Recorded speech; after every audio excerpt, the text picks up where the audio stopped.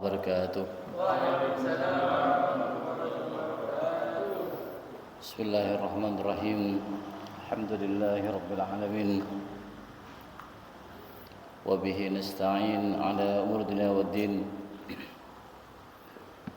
Wassalatu wassalamu ala asyrafil anbiya'i wal mursalin sayyidina Muhammad wa ala alihi washabihi ajma'in. Wa la haula wa la quwwata illa billahil aliyyil azim. Subhanaka la ilma lana illa ma 'allamtana innaka antal alimul hakim. Rabbi shrah li sadri wa yassir li amri wahlul 'uqdatam min lisani yafqahu qawli, amma ba'd.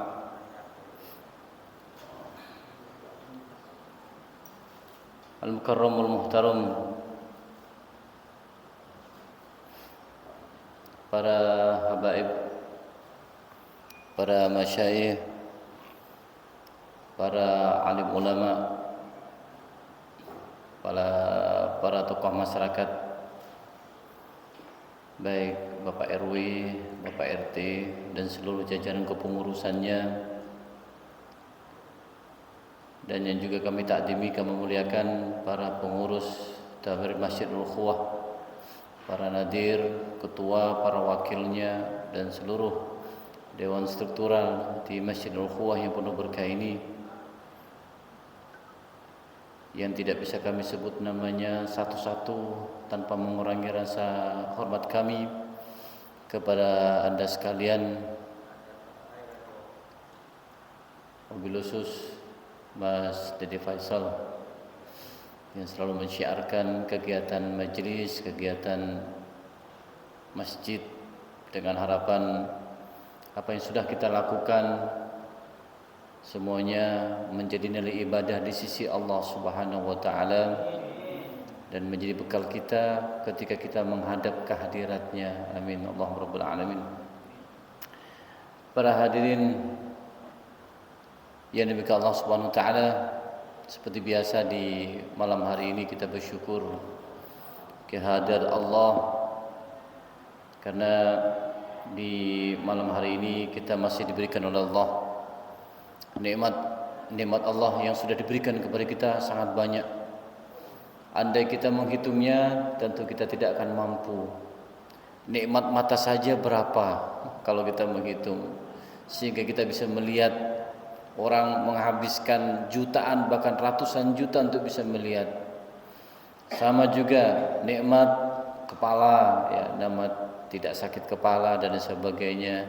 Nikmat hidung, nikmat lisan, di wajah saja kalau dihitung-hitung sudah berapa juta nikmat. Karena kalau terputus satu saja di kepala, misalkan di urat saraf, maka stroke. Kalau udah stroke, otomatis aktivitas akan berkurang dan pergerakan tubuh sudah tidak sesempurna sebelum kena penyakit seperti itu.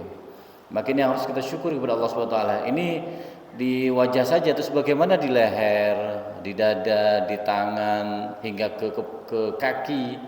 Kalau menghitung berapa banyak nikmat Allah yang sudah Allah berikan kepada kita, alhamdulillah. Maka kita harus mensyukurinya. Karena beberapa banyak orang yang iri dengan kita, orang berharap seperti kita, karena kita alhamdulillah bisa hadir di majlis, sedangkan saudara kita mereka lagi diuji dengan sakit sehingga tidak bisa ngapa-ngapain. Maka dengan nikmat yang selalu kita syukuri, dengan nikmat yang selalu kita gunakan dengan hal kebaikan dan ibadah kepada Allah, maka tentu Allah sudah berjanji dan Allah tidak akan pernah dengan janjinya, la in syakartum la azidannakum wa la in kafartu inna adzabi lasyadid. Kalau mensyukur nikmat yang aku berikan, kata Allah Subhanahu wa taala, maka aku akan tambah nikmat. Ya, nikmat sehat yang lain akan ditambah.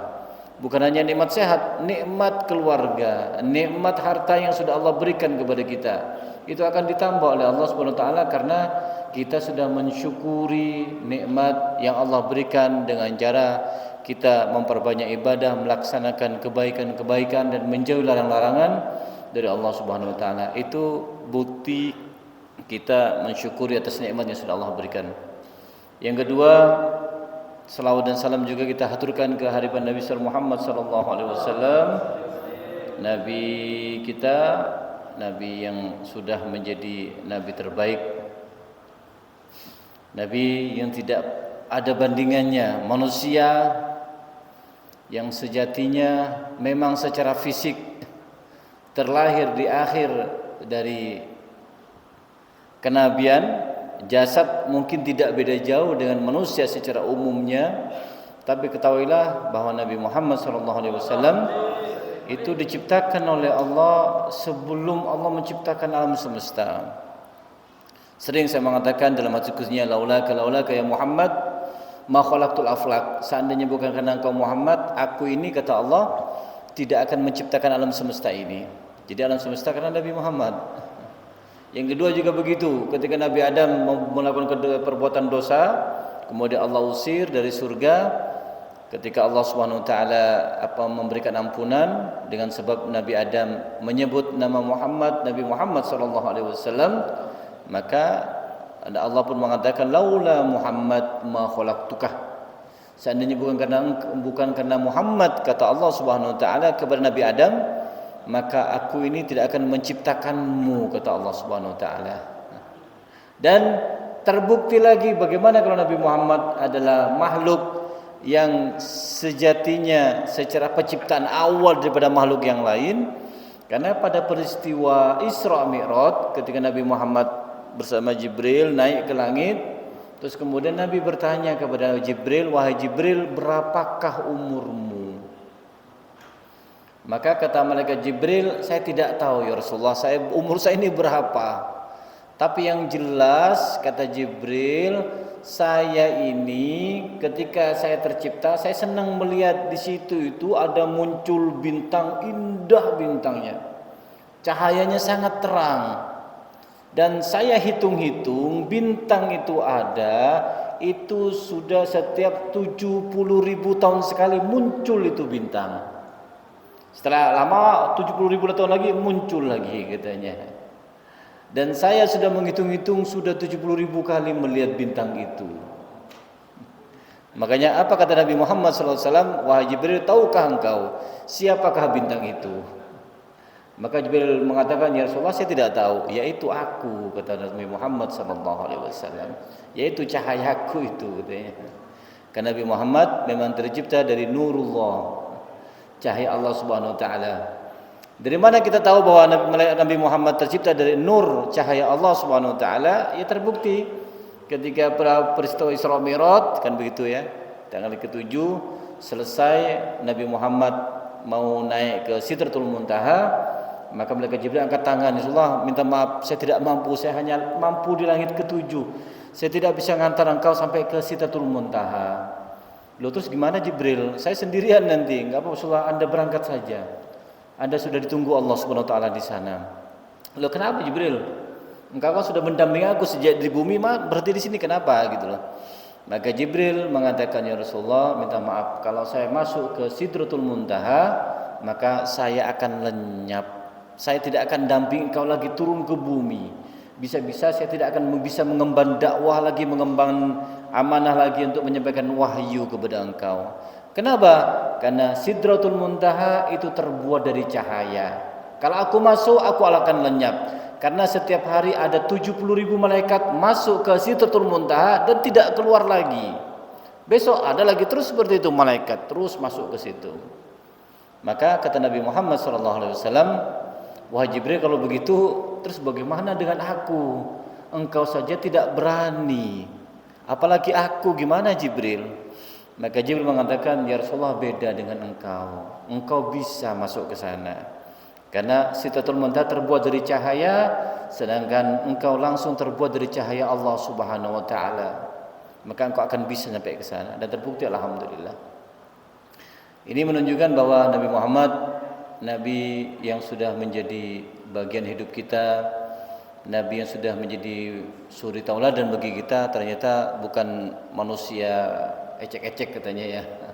Jadi bukan manusia biasa. Memang secara fisik seperti biasa, tapi sejatinya Nabi Muhammad unggul segala hal, dan kekuatan Nabi Muhammad melebihi semuanya Nabi. Karena Nabi diberikan kekuatan oleh Allah 100 manusia biasa sama dengan satu nabi kekuatannya dalam segala hal. Tapi 100 nabi sama dengan satu Nabi Muhammad sallallahu alaihi wasallam segala hal. Alhamdulillah, yang paling penting adalah kita semua dijadikan sebagai umat Nabi Muhammad sallallahu alaihi wasallam, umat impian, dan banyak para nabi terdahulu sudah berangan-angan dan memohon kepada Allah. Nabi Musa pun memohon kepada Allah, panjangkan umurku ya Allah agar saya bisa jadi bagian umat Nabi Muhammad. Tapi tidak, Allah tidak berkehendak.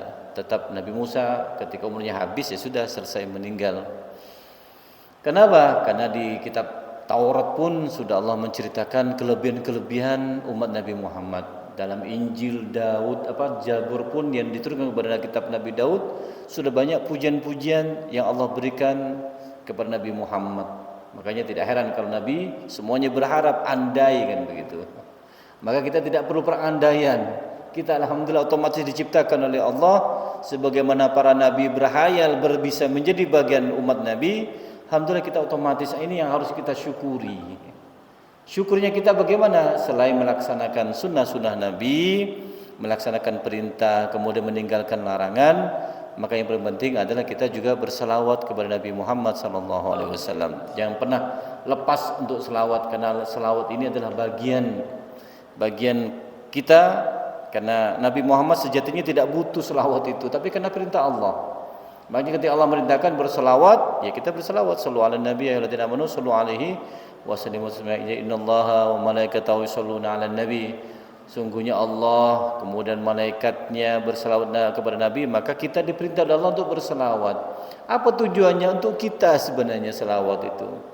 Karena Nabi sejatinya sudah penuh dengan kemuliaan dari Allah. Maka ketika Nabi sudah penuh, Anda dibandingkan dengan ember yang penuh dengan air, kalau isi lagi maka air itu akan tumpah. Maka tumpahnya itu akan mengalir, akan membasahi kita. Itulah salawat Nabi Muhammad SAW. Termasuk pada malam hari ini kita insyaallah berada di tanggal berapa? Tanggal 8 ya, bulan Safar insyaallah ya. Karena Jumat kemarin tanggal 6, Sabtu 7, sekarang malam Ahad 8. Insyaallah bulan Safar juga tidak ada bedanya dengan bulan yang lain ya Bapak Ibu yang dirahmati Allah Subhanahu wa taala.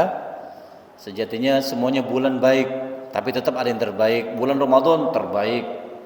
Arba'atun hurum, 4 bulan haram juga terbaik. Ada 5 malam juga, ada termasuk malam Jumat juga malam yang terbaik. Semuanya baik. Allah tidak pernah menciptakan satu bulan yang menjadi bulan naas, tidak ada. Semuanya bulan baik. Namun yang harus kita pahami semua, Nabi sendiri sudah mengatakan kepada kita tentang adanya bulan Safar, bulan yang ditakuti oleh para orang-orang terdahulu, karena kebetulan pernah terjadi pada saat itu, yaitu ketika bulan Safar ada penyakit yang dahsyat, penyakit menular, sehingga masyarakat pun saat itu meyakini ketika bulan Safar adalah bulan yang berbahaya dan mereka tidak mau beraktivitas dan mereka lebih bagus di rumah aja katanya. Padahal tidak perlu, dan Nabi sudah mengatakan la adwa wala tiyarata wala hamata wala safara wafir min majdum kama tafirru minal asad. Nabi mengatakan la adwa, tidak ada penyakit menular. Jadi penyakit menular itu tidak ada selain yaitu izin dari Allah Subhanahu wa taala. Sungguhnya penularan itu karena izin dari Allah. Kalau Allah berkehendak ya tidak bisa terjadi kan begitu. Jadi tidak ada penyakit menular tanpa izin Allah Subhanahu wa taala atau tanpa kehendak Allah. Terus kemudian wala tiyaratah, tidak ada burung. Kita mensifati segala sesuatu kalau mau keluar rumah atau mau mengadakan pernikahan atau mau mengadakan sunatan misalkan, atau mau tasyakuran apa, atau mau menempati rumah, terus kemudian kita meyakini coba kita keluar rumah, kalau ada burung katanya terbang dari sebelah kanan kita, berarti menunjukkan itu bagus, laksanakan, lanjutkan. Tapi kalau misalkan ternyata ketika keluar rumah mau ziarah misalkan, terus kemudian ada burung terbang sebelah kiri, terus kemudian meyakini wah ini enggak bagus, jangan dilanjutkan. Maka Nabi mengatakan itu tidak ada, itu tahayul. Tidak ada. lanjutkan. Kalau memang sudah bagus, sudah baik, maka laksanakan. Terus kemudian walaha mata, sama juga. Walaha mata, jangan pernah berpikir kalau ada burung terbang terus kemudian hinggap. Biasanya kalau di Indonesia kan namanya burung gagak ya, yang menjadi kepercayaan masyarakat secara umum. Kalau ada burung gagak hinggap di rumah kita, maka pemilik rumah itu akan mendapatkan musibah. Sebenarnya itu tidak ada, kata Nabi Muhammad SAW. Jangan percaya hal itu. Sama juga Nabi mengatakan wala sofaroh, tidak ada masa sial di bulan Safar, sehingga mereka mengurungkan niatnya semua, tidak melakukan aktivitas apapun di bulan Safar. Kenapa? Bulan Safar bulan bahaya. Bahaya nanti kalau mengadakan sesuatu, bahaya nanti kalau mengadakan pernikahan misalkan, alamannya akan berpisah sebagainya. Itu tidak bisa, dan kita tidak boleh meyakini hal itu. Bahkan Nabi Muhammad SAW untuk mematahkan hal itu, maka Nabi Muhammad menikah dengan istri beliau yang bernama Sayyidah Khadijah Al-Kubra. Beliau memilih bulan Safar sebagai bulan pernikahannya beliau dengan istrinya. Satu. Kemudian setelah Islam mulai tersebar, Nabi Muhammad pun melaksanakan pernikahan putri beliau. Siapa itu? Sayyidina Fatimah radhiyallahu anha dengan Sayyidina Ali karramallahu wajhaha. Itu dinikahkan, dipilih oleh Rasulullah, yaitu bulan Safar. Maka Nabi mematahkan itu semua, tidak ada, buktinya aman-aman saja. Alhamdulillah pernikahan Nabi langgeng. Pernikahan putri Nabi juga alhamdulillah langgeng, terpisah hanya karena Sayyidah Fatimah meninggal duluan. Nah, ini perhatian bagi Allah Subhanahu wa taala. Safar ini sebenarnya maknanya banyak. Yang pertama, Safar itu adalah nol, sifir katanya ya. Makanya kalau di pondok ada kelas sifir, kelas nol. Dia kelas dasar, kosong, artinya nol. Sifir itu nol, kosong.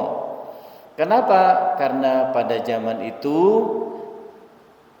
masyarakat Arab secara umum ketika sudah bulan Safar, rumah-rumah mereka itu kosong.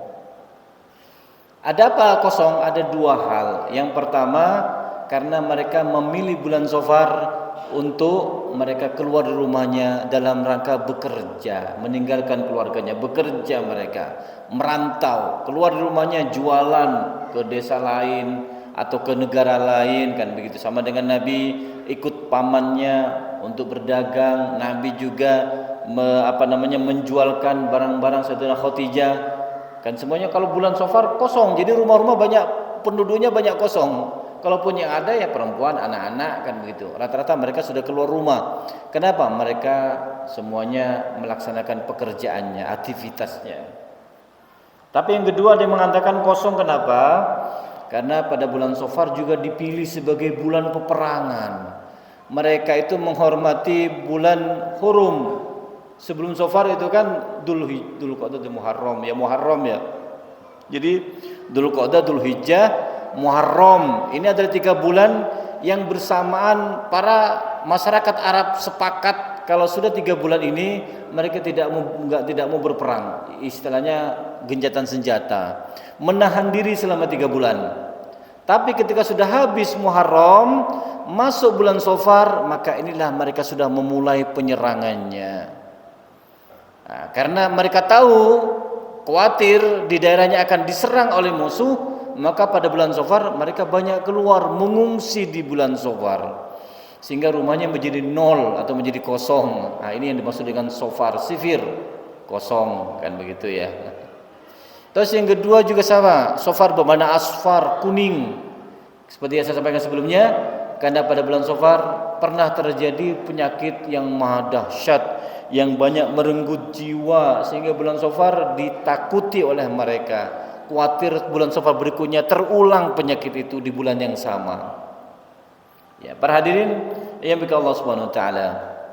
Maka sebab itu Nabi selain mematahkan kepercayaan masyarakat tentang bulan Safar, maka Nabi pun memilih bulan Safar untuk berangkat hijrah. Ya, jadi Nabi Muhammad memulai hijrahnya bulan Safar. Muharram Nabi Muhammad ini ada keinginan untuk berhijrah.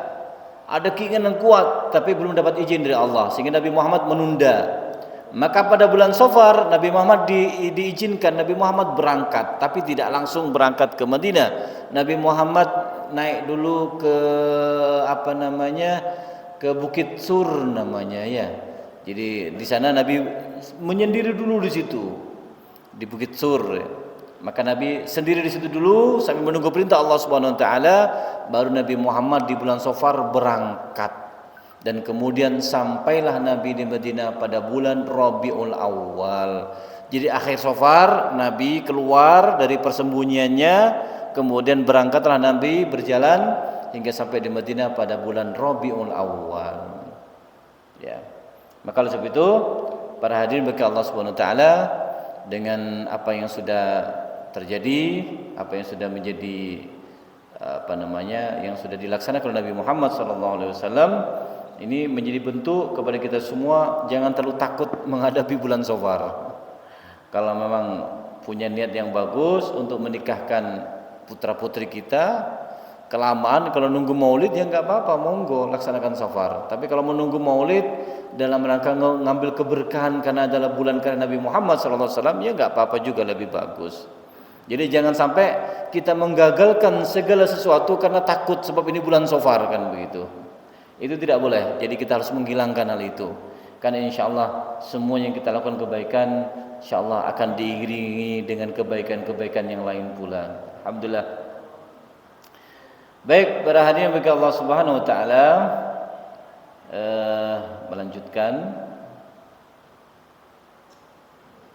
tentang pembahasan fikih yang sebelumnya sampai kepada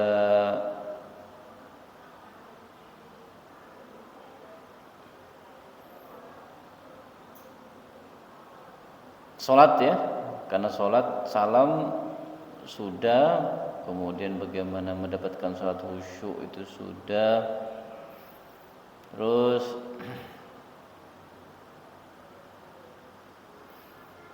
ya,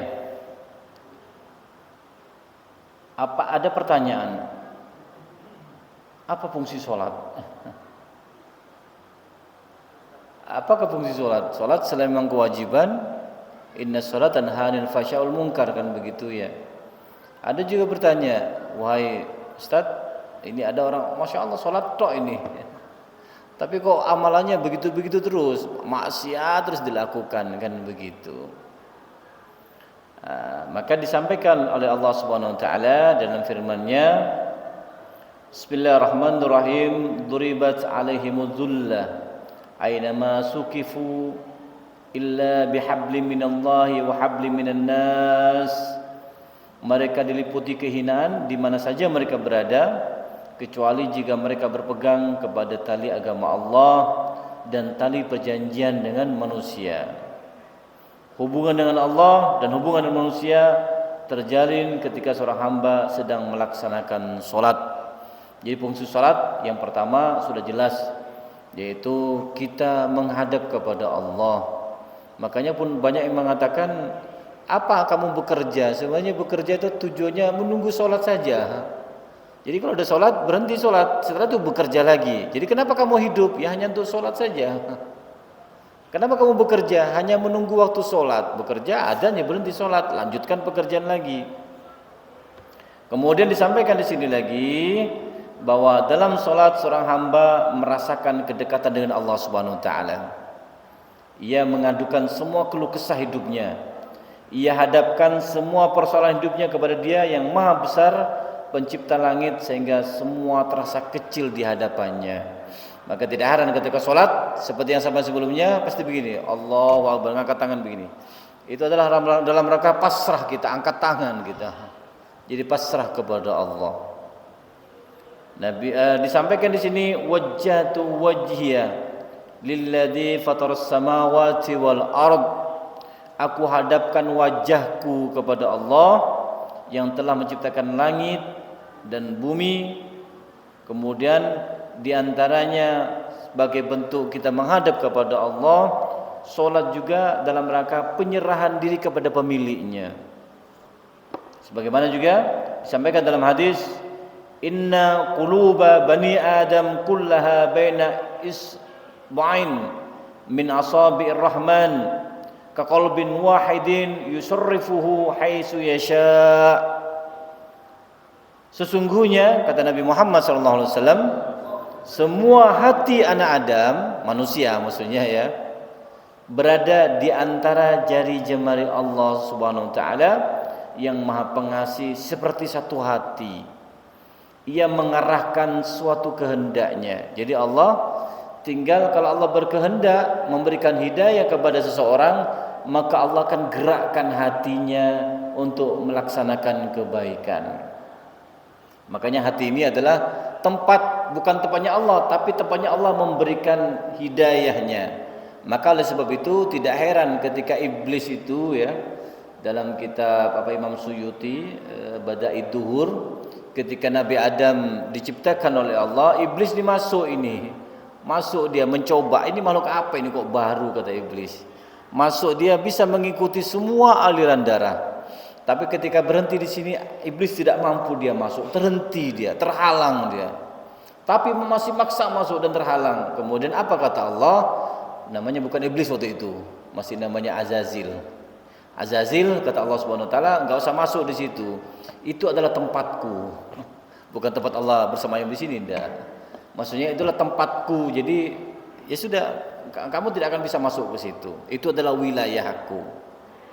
Maka kalau Allah mau ngasih kehendak, ngasih hidayah mudah siapapun itu, termasuk siapa nyangka orang yang paling benci dengan Nabi Muhammad, orang yang akan pingin membunuh Nabi Muhammad, tidak taunya sekarang kuburannya berdampingan dengan Nabi Muhammad SAW.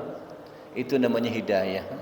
Kita mengenal Sayyidina Umar bin Khattab, orang yang paling jahat saat itu, paling benci, paling bengis, pokoknya pengennya membunuh saja. Dan banyak memang yang terbunuh di tangannya Sayyidina Umar, bukan hanya manusia, bukan hanya umat muslim, anak perempuannya pun dikubur hidup-hidup. Ya, tapi siapa nyangka karena hidayah Allah yang masukkan bisikan dalam hatinya Sayyidina Umar, sehingga Sayyidina Umar pun merasakan, oh iya, cahaya Allah muncul di situ, hidayah Allah muncul, sehingga Sayyidina Umar pun sadar bahwa Islam itu adalah agama yang benar, sehingga beliau sadar langsung menuju kepada Nabi Muhammad SAW, dan kemudian beliau bersyahadat di hadapan Nabi Muhammad SAW. Dan itu pun karena karena adiknya ya yang membaca surat Toha. Karena sebab surat Toha, alhamdulillah beliau mendengar adiknya indah membaca surat itu, sehingga beliau terdiam sejenak dan mengatakan, ini betul-betul bukan ucapan Muhammad ini. Enggak mungkin kalau Muhammad akan menulis atau akan mengarang kata-kata seindah ini. Ini betul dari Tuhannya Muhammad, dan aku beriman kepada Tuhannya Muhammad. Alhamdulillah. Ya. Terus kemudian berikutnya salat juga selain bentuk kedekatan kita kepada Allah, kapan lagi kita akan bercakap-cakap dengan Allah kalau bukan salat? Maka salat ini juga mendatangkan kesehatan fisik, kata beliau. Jika dilaksanakan dengan gerakan yang benar dan dengan tu'manina yang sempurna. Jadi kita ini nggak boleh ikut yoga.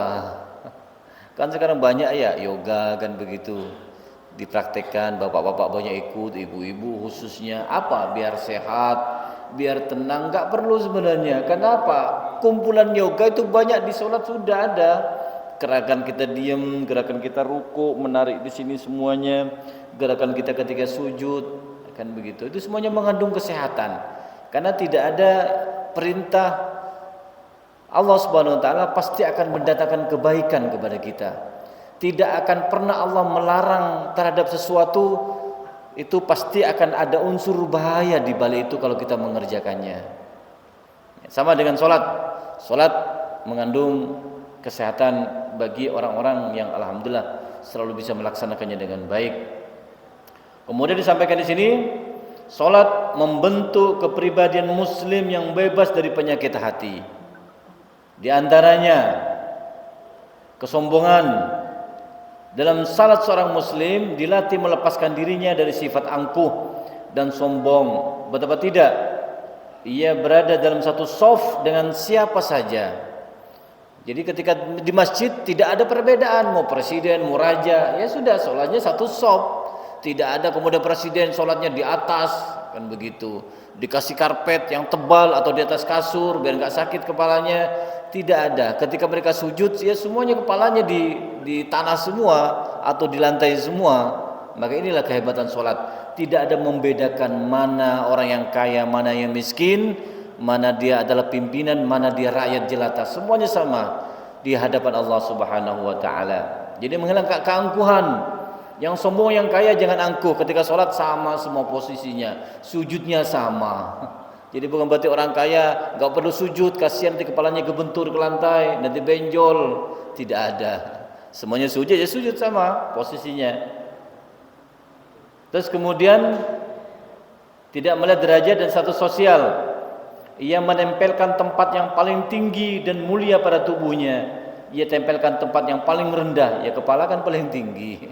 Makanya kalau orang main kepala kan gimana? Kita aja tok gitu kan pasti tersinggung. Kamu mukul kepala saya. Kan begitu. Nah, tapi ternyata sama, yang paling tinggi tapi hanya nempel di tanah semua. Nempel di lantai semua ketika kita sujud.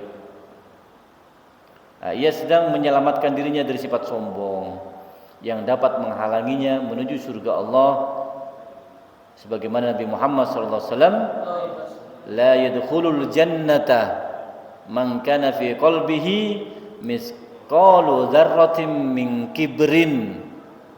Nabi mengatakan tidak akan masuk surga seseorang yang di dalam hatinya ada sombong, ada sifat sombong, ada sifat angkuh, ada sifat merasa paling baik dari orang lain, merasa paling tinggi dari orang lain. Itu tidak akan masuk surga kata Nabi. Itu sebagaimana ia hilangkan sifat itu.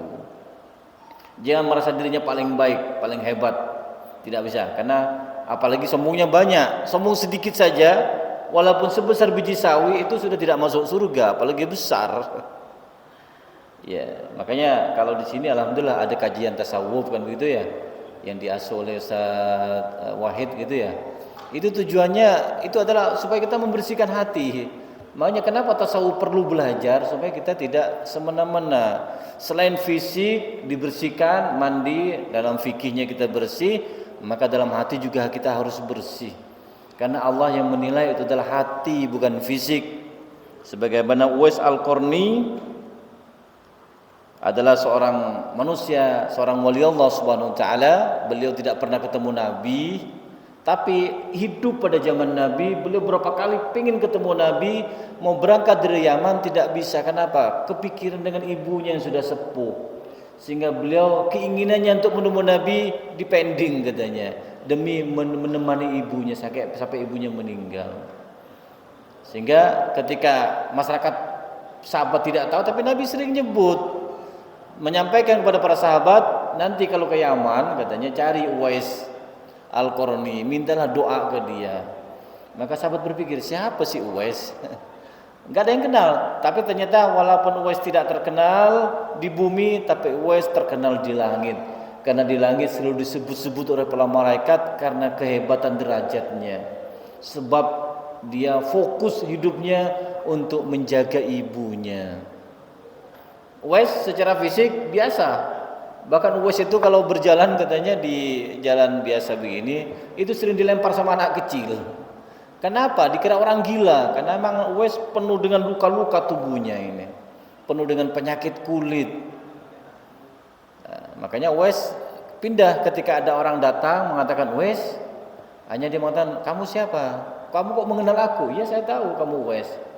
Nah, baru dia ketika tahu bahwa dia adalah Uwais, orang yang sudah disebut oleh Nabi Muhammad SAW, wali, maka Uwais pasti pindah dia tidak mau di situ lagi. Kenapa? Tidak mau derajatnya diketahui banyak orang. Sama dengan kata teman saya, wali itu nggak nyebut-nyebut. Kalau ada orang nyebut-nyebut wali, saya wali, nah, itu bohong gitu. Karena kata teman saya, wali itu lebih malu dia. Lebih malu dia ketahuan kewaliannya, sama dengan dia lebih malu misal dibandingkan dengan orang yang misalkan bukan suami istri kok gerebek gitu ya. Kok ketahuan dia berhubungan kegerebek banyak orang, malunya. Maka katanya orang wali lebih malu daripada itu. Maka dia lebih bagus menyembunyikan derajat kewaliannya, tidak mau pamer dia. Kalau kewali ketahuan, banyak di kitab Isyatu Ibad sering terjadi ketika tahu dirinya wali, langsung dia berdoa kepada Allah, ya Allah cabut nyawaku, cabut, karena saya sudah minta kepada Engkau jangan sampai ketahuan. Lah ini kok tahu kalau saya wali, maka cabut. Betul, meninggal juga di waktu itu. Ya, bismillahirrahmanirrahim, tidak hanya batin di sini, akan tetapi zahir dan batin. Salat yang diterima Allah mampu mencegah dari perbuatan keji dan mungkar. Innas shalah tanha 'anil fahsya'i wal munkar. Jadi salat itu akan mencegah kepada keji dan mungkar. Salat itu akan mengiringnya. Jadi walaupun kita ini melakukan perbuatan dosa, khilaf, maka ulama mengatakan jangan tinggalkan salat, tetap sebesar apapun dosa yang kita lakukan, maksiat yang kita kerjakan, jangan pernah meninggalkan salat. Karena ketika kita melakukan dosa, itulah iblis sengaja untuk kita menjauhkan dari salat.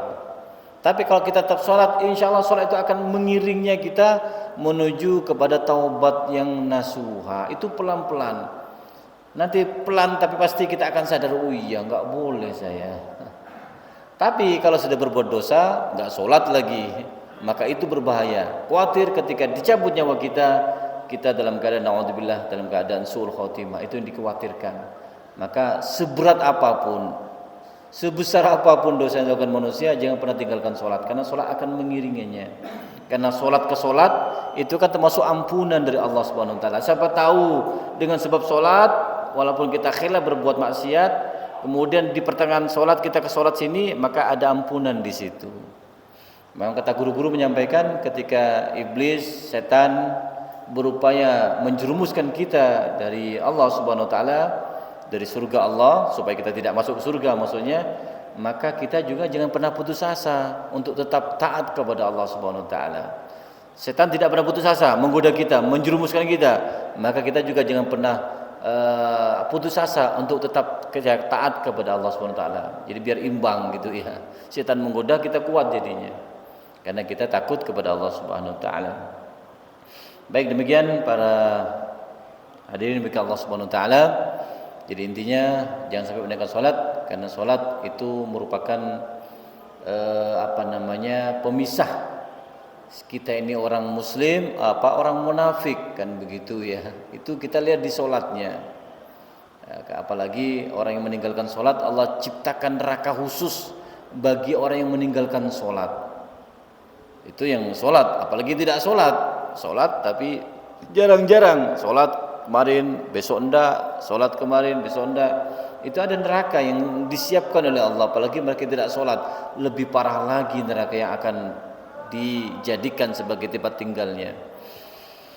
Baik, demikian yang bisa kami sampaikan pada kegiatan majelis kita pada malam hari ini.